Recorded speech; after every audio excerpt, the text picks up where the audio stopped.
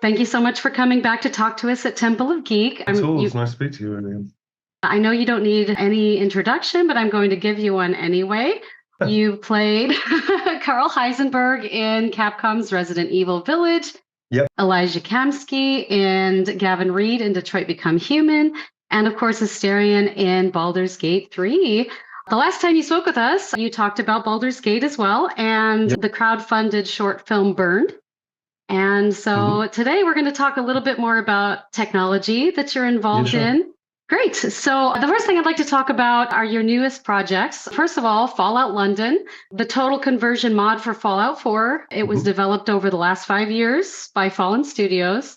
I see that it's the fastest redeemed game on GOG.com and fully voiced by performers such as yourself. I wanted to ask if you felt like this set a good tone for future fan-made game mods and small projects. I think it definitely did. There's quite a few, as far as I'm aware as a gamer, there's quite a few fan-made mods of this kind of scale, or at least the aspirations towards this kind of scale. I think it definitely does, because I think the point about modding is that it is gamers loving the games. That's the reason that people invest so much time into making these kind of things. And it's quite extraordinary how creative people can be. I mean, we all did this as a volunteer job. I did it because I love, Fallout. I wasn't paid for it. We just did it because we wanted to help out in something that was a brilliant, brilliant idea. So I think it's important that modding exists. I think it's important that people then take modding and create, add-ons to their favorite games.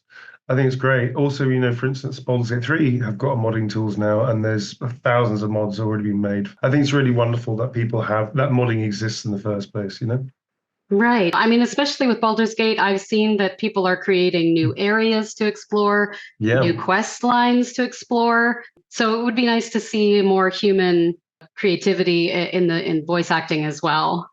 I think so. I think in terms of, there's a lot of people out there that want to become actors who work in games. And I think it's important for mods as well. It's a good outsource. It's a good opportunity for people to showcase their ability, especially if they're finding it hard to break into the industry, which of course a lot of people do.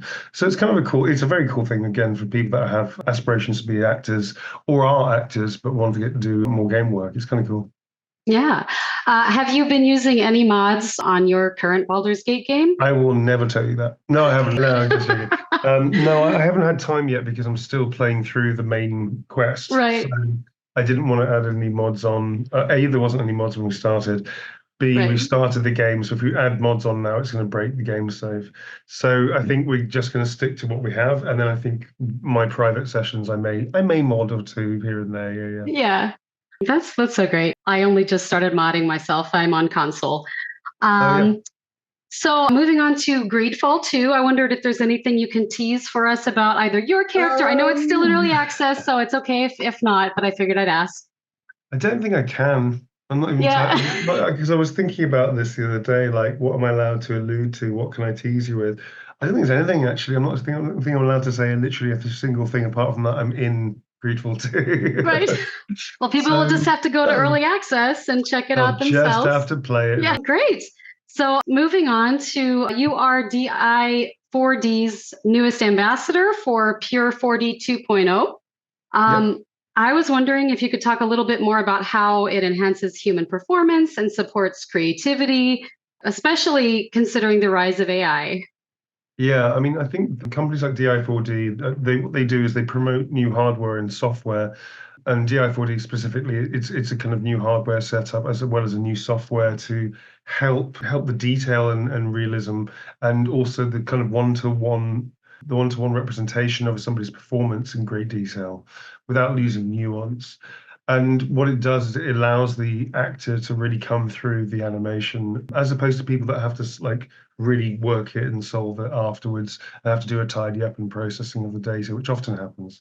Their system, as far as I understand it, is particularly good at capturing every detail and nuance from almost the beginning. So you actually not only see the performance back immediately in detail, but also that it's actually very robust. That's my understanding of it.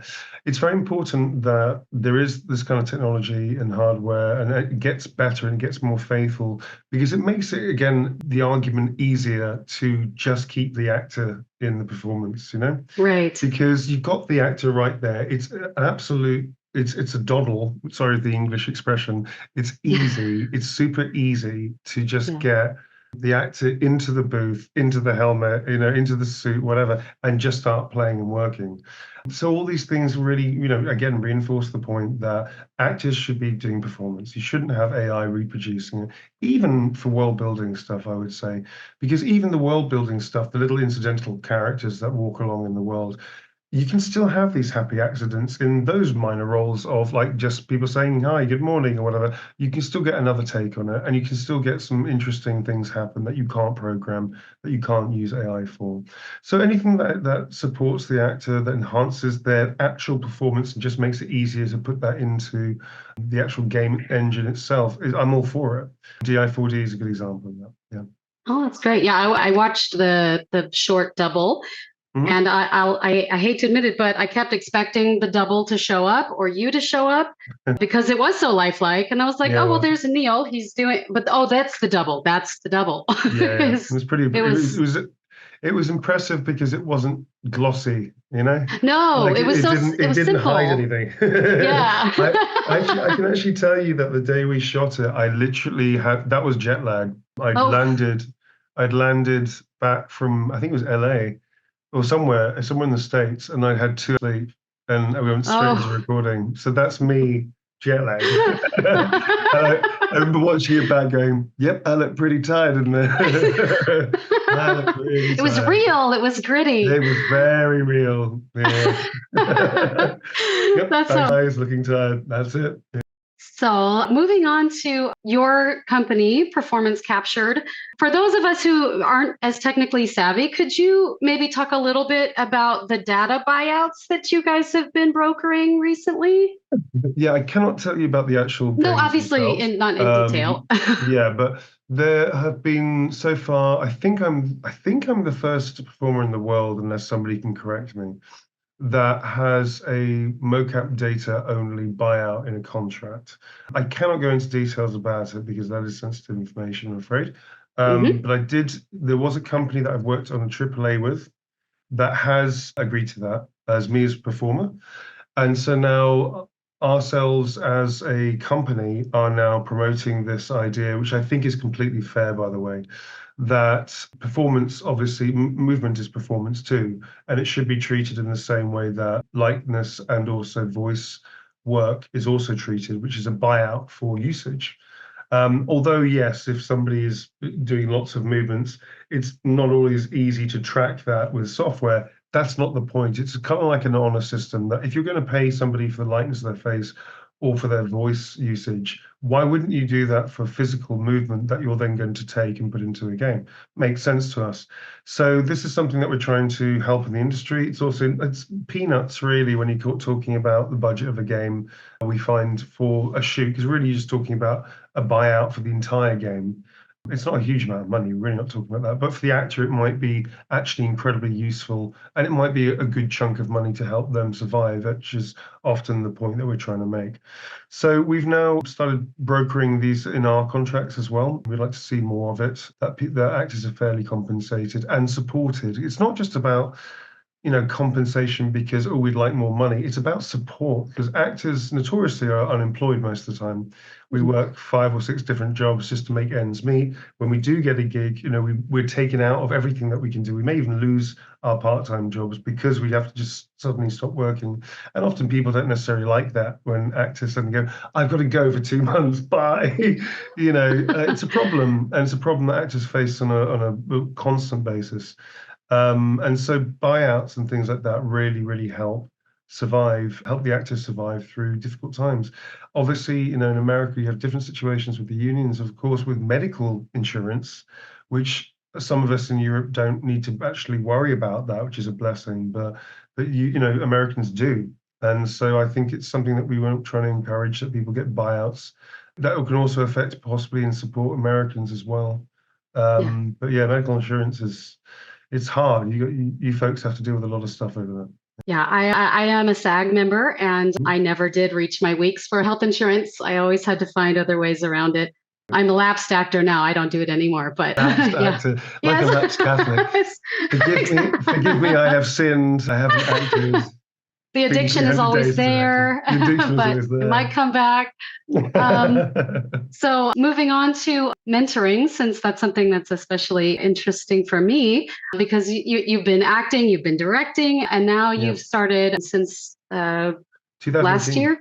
Yes. Oh, you've been Mm. mentoring people in motion capture through your Performance Captured Academy. Yeah. What I found really interesting is that because it's new technology, so a lot of actors don't get a chance to practically train until they actually get a job. So I That's really found it great that you guys had practical workshops that people could take animation from at the end or film from at the end and use Yep. for their We reel. almost exclusively have only ever done practical in the volume. I think I've done a couple of lectures and demos like in different countries where we couldn't have access to a mocap studio without actually having a practical unit for people to use. But when we're putting on, especially when we're putting on our own actual 2-day workshops, we always maintain that if it's 100% of the time we're going to be in volume and it's going to be in suits and practical. Theory is great and everything, but there's nothing that really kind of prepares you for actually the physical experience. You know what I mean? So Right. we've always said that that's our aim. Unless I'm doing a lecture and I'm being invited to go and talk to somebody, that's not actually my setup, etc. The other thing as well to note is that we try and keep the costs incredibly low because it's a non-profit workshop. So our company makes no profit on these at all. We have operating costs with virtually very little, to be honest. That's covered by the course often, but our crew are paid for, they make a good day's wage in the same kind of, it's kind of equivalent to a shoot fee. So we have to make sure that all of our crew are paid properly and also the studio is paid properly as well. So, but the idea is with that is that actors can do one performance capture gig or a mocap gig and pay for the course in one day. So Yeah. it's comparative. We try and keep it as comparative as possible to standardized rates that you say, okay, you do our course for 2 days. What it does is it gives you the experience of it. It demystifies everything. You don't necessarily need to train, funny enough, to be in mocap performance capture. Often, like you said, people don't. But what we find is that if you're going into that meeting, that audition, it demystifies it. And if you have that job, you turn up day one, you know how all this works. You're not going to be Yeah. worried, feeling insecure, feeling thrown by it. You're just going to get up and start working. And so far, we've had a lot of success with a lot of people going on to do very well in the games and animation and performance capture and mocap. But it isn't a prerequisite. We do tell people that. It's an option. If you want to be there, then come and join us. I just wanted to ask one more question if you have time. Sure. Yeah. How has mentoring changed your own process for performance? Well, as a director, I think it's definitely helped. I've directed a lot of actors in the workshops. I'm also a director. I've directed like I think 7 or 8 projects now. I think definitely what it does, I've been lucky enough to work with many different types of actors, people that have super experience, people that are very, very new, some non-actors like wrestlers and dancers and things like that that don't have any acting training but have Yeah. performance training. So it's given me a very wide experience myself of working with different types of people as performers, which is amazing because that's actually helps me as a director. And I think it definitely has made me understand the methodology that I've been doing for a long time better in terms of, okay, why is it that we do this in performance capture? Why have I found a way of doing that? And that's easy for me. Is that going to be Mm. easy for other people? So actually, it's all full circle stuff. You know, I'm a concurrent working actor, director. We only hire concurrently working people. So they also bring their skill sets and new experiences into the volume whenever they guest mentor with us or help teach the kids with us, you know. So Yeah. it's constantly a learning experience, especially because all this stuff is craft. And craft is a lifetime. You never stop learning. And I think the second that you feel I know everything is the second that your craft is probably going to start suffering, I think. So for me, Correct. it's a great. Is there anything any media or games that you are consuming off stream, things Me that people, personally, yes, like, oh, I'm a very out and proud helldiver. Yeah, oh, okay, I'm very much great. outed in that Yeah. respect. Lethal Company Helldives we actually do on the streams, but I love them. I think they're awesome. There are a couple of games I play on. I now have a Steam Deck. I'm very lucky to have a Yeah. Steam Deck. So I'm actually working my way through Spider-Man at the moment. I only ever got to a certain point and then had to put it aside and then restart and then have to put it aside. So I'm determined to be faithful to Spider-Man and get through it, and maybe Spider-Man 2 straight afterwards as well. So that's great. So well, my son will be very excited to know that you are playing Lethal Company as well. He's playing that. Great. It's amazing. And he's also playing Warframe, so he'll just be excited to know I spoke with you. Thank you. Yeah. So, but I thought you were in Warframe. Television, goodbye, Peg. Hello, goodbye, Peg.